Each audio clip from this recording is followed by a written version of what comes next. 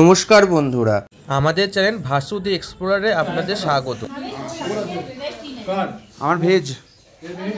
পরের দিন সকালে আমরা ডাউনটাউন ধাবায় ব্রেকফাস্ট খেয়ে রওনা দিলাম। ব্রেকফাস্টটা খেতে একদমই ভালো ছিল না, কিন্তু যাই হোক, ওখানে তো দোকানও ছিল না, কি আর করব। তো আজকে আমাদের ডেস্টিনেশন ছিল কাজা, আর তার ভেতরে 3টে মনেস্টারি, একটা পাস এবং একটা ফ্রোজেন ওয়াটারফল দেখতে হতো।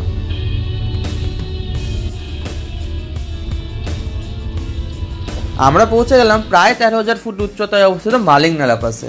আপাতদৃষ্টি এটি ঠিকঠাক লাগলেও এটি হলো স্পিতির মোস্ট চ্যালেঞ্জিং এবং হিমালয়ের one of the most unpredictable road stage. কেন বলা হয় তার কারণ হলো এখানের যে কোনো সময় রাস্তার উপর দিয়ে জল গড়িয়ে যায়, তো সেই জল বরফ হয়ে গেলে রাস্তা পিচ্ছিল হয়ে যায়, গার্ডরেল সব জায়গায় নেই, আর যখন তখন ল্যান্ডস্লাইড হতে পারে। যাই হোক, এইসব দেখে আমরা আবার যাত্রা শুরু করলাম নেক্সট ডেস্টিনেশনের পথে। দেখুন এখানে সিনিক ভিউ আগে দেখছি কেমন আছে।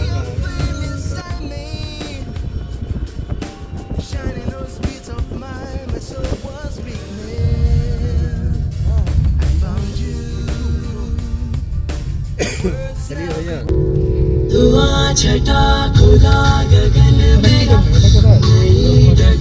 नया सफर मेरा जो बन सके तू हम सफर मेरा नजर दिला जरा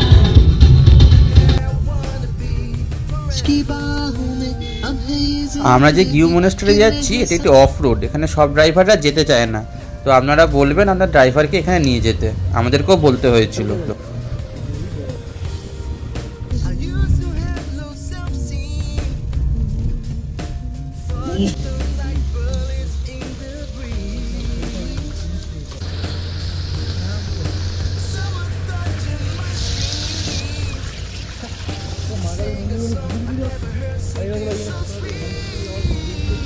আমরা পৌঁছে গেলাম গিউ মনেস্টারি। এইখানে আমরা 500 বছরের পুরনো এক বুদ্ধিস্ট মঙ্ক সাংঘা তানজিনের সেলফ নালিফাইড মামি দেখতে পাবো। এখানে বলা হয় যে উনি ওনার দেহটাকে এমনভাবেই প্রিজার্ভ করেছিলেন যাতে ওই মেডিটেশন পজিশনেই তিনি থেকে যেতে পারেন। আর 1975 সালের ভূমিকম্পে কোনো একটা টম্বে ওনার এটি আবিষ্কার হয়, তো তারপরে ওনাকে সংরক্ষণ করার জন্য, প্রিজার্ভ করে রাখার জন্য এই গিউ মনেস্টারিতে এনে কাচের ভেতরে তাকে রাখা হয়। একটু পরেই তাকে দেখতে পাবেন। আর এটার আশপাশটা দেখুন কি সুন্দর জায়গা, চারপাশটা বরফাবৃত পাহাড়।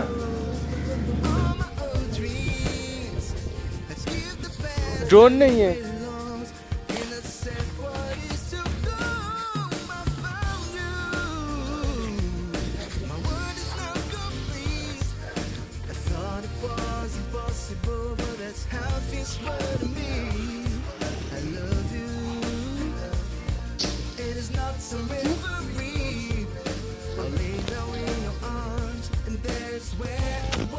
এই হলো সাংঘা তানজিন, এখানে ওনাকে রাখা হয়েছে, দেখুন ভালো করে।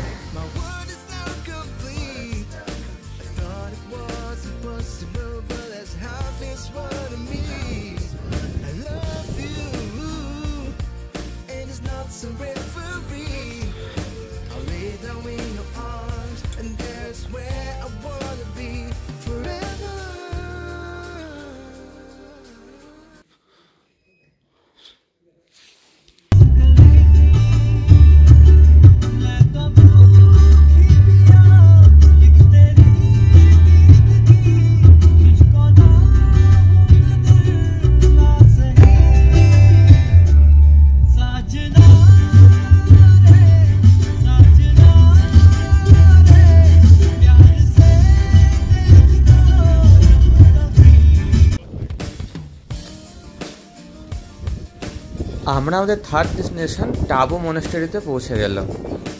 এই টাবো মনেস্টারিটাও বেশ সুন্দর।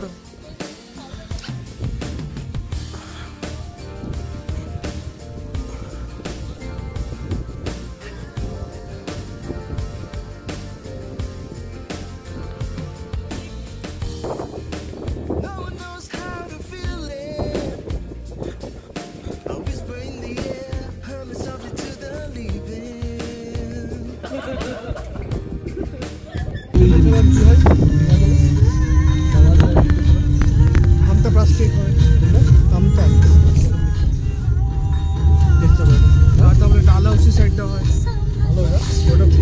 খুব সুন্দর ডালহৌসি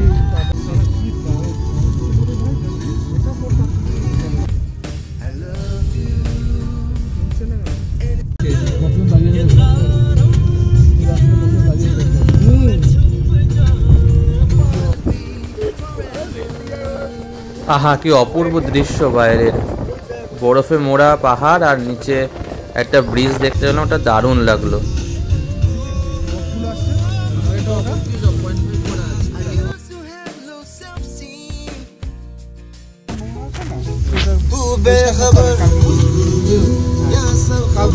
ওহো হোয়াট আ বিউটি, এরকম মনে হয় হাজারবার দেখতে পেলেও কোনো ক্লান্তি আসবে না।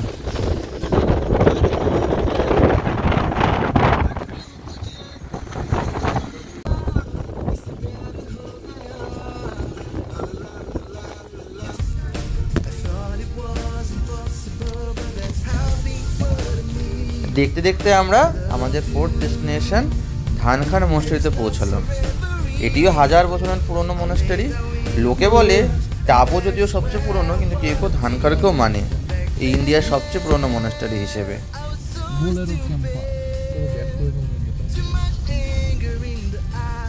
ক্লিফ মাউন্টেনের এজে এবং স্পিতি এবং পাইন রিভারের সংযোগস্থলে এই মনস্টারিতে অবস্থিত। এটি যখন তৈরি করা হয় শোনা কথা, তখন এটি ফোর্ট হিসেবে ইউজ হতো। তারপর 1975 সালে যখন ভূমিকম্প হয় তখন এর কিছুটা অংশ ভেঙে যায়, তো এটাকে আবার তখন তৈরি করা হয়।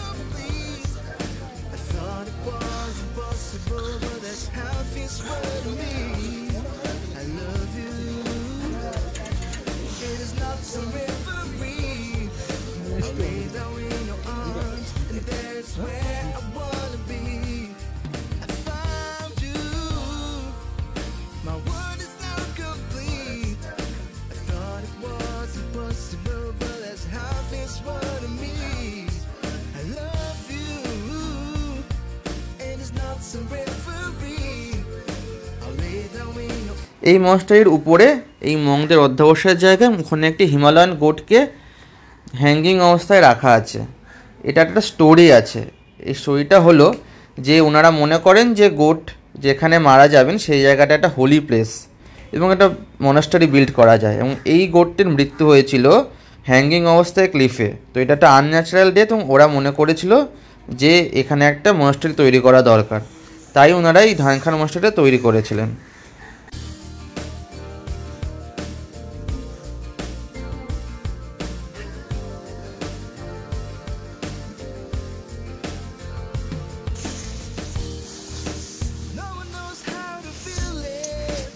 আমরা ফিরে আসার সময় একজন মঙ্কের সাথে কথা হচ্ছিলাম, ওনারা যেখানে থাকেন সেইখানটাতে আমরা বসেছিলাম এবং ওনারা চাও অফার করলেন আমাদের। তো আমরা চা খেয়ে ওনার সাথে একজন কথাবার্তা বলে তারপরে ওখান থেকে বেরিয়ে এলাম।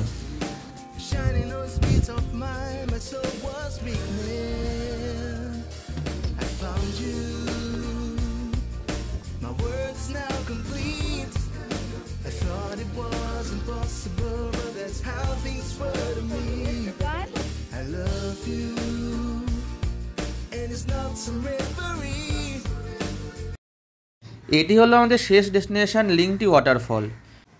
শীতের 5-6 মাস এখানে এরকমই এই ওয়াটারফলটি জমে থাকে। এটাও একটি দর্শনীয় স্থান এবং একটা ক্যাফেও আছে, কিন্তু আমাদের সময়ের কারণে আমরা ওগুলোতে যেতে পারিনি। তো আমরা একটু ছবি ভিডিও করে এগোলাম আমাদের কাজার জন্য।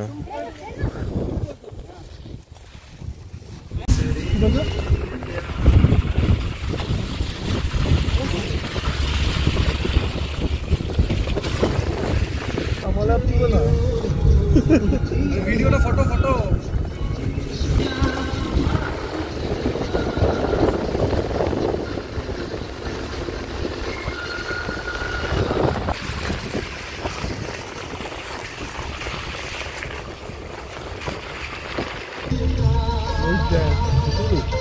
সব দাঁড়িয়ে দাঁড়িয়ে যাচ্ছে রে ভাই।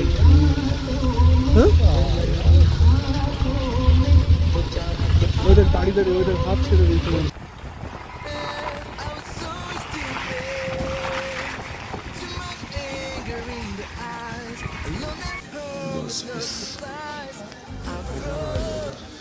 তখন প্রায় 3:30-4টে বাজে, আমাদের বিশাল খিদে পেয়েছিল। তো ঢুকেই আমরা এখানে আগে খাওয়া দাওয়া সারলাম, গরম গরম মোমো খেলাম। এরপরে আমরা যেখানে আমাদের বুকিং ছিল ওই হোটেলটাতে গিয়ে উঠলাম। ওটা একটা মাড হাউস, আপনারা দেখতেই পাবেন।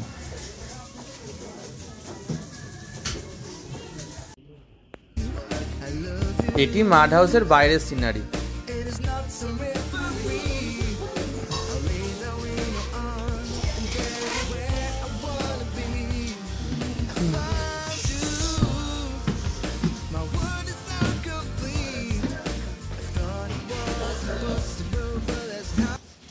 এই মাড হাউসটা দেখুন কি সুন্দর। আমরা এইটাই একমাত্র ছিল স্পিতি ভ্যালিতে যেটা আমরা আগে থেকে বুক করে এসেছিলাম। এতে ঘরগুলো বেশ ভালো, বেশ স্পেশিয়াস।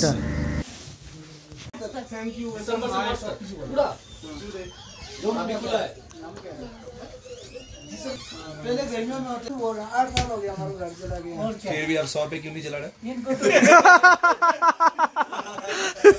अभी हमारे को छोटा है ना। अब 100 चला जाएगा तो मैं तो चला जाऊंगा मेरे साथ। हम लोग भी चला जाएंगे, कोई जरूरत नहीं, ऐसा ही है। हाँ এরম ভাই গল্প গুজব করে আমরা এদের সাথে মিশেছিলাম এখানে। আর এত ঠান্ডা লেগেছিল আমরা তখনই একটু জামা কাপড় খুলে এখানে আমরা এসে বসেছিলাম। তো দেখছি এখানে গল্প করছেন, ওনারা চাও অফার করলেন। এখানে বলতে সবগুলো হোটেলেই বা যেখানে স্টেগুলোতে ছিলাম খুবই আতিথেয়তা ভালোভাবে পেয়েছি আমরা। আর ডিনারে আমরা খাওয়া দাওয়া করলাম এখানে, খেয়ে দিয়ে তারপরে আমরা ঘরে গিয়ে অল্প অল্প করে ঘুমোতে গেলাম। দেখুন কত কিছু খাবার দিয়েছিল, একদম গরম গরম ছিল খাবারগুলো। ডাল, ভাত, তরকারি বলতে এখানে ছিল পনির, পালং পনির ছিল সেদিনকে, দেখতেই পাচ্ছেন। চলুন এখানে ভিডিওটা আজকে শেষ হলো, কালকার পরের থেকে শুরু হবে। আপনারা দয়া করে লাইক, কমেন্ট, শেয়ার এবং সাবস্ক্রাইব করতে ভুলে যাবেন না।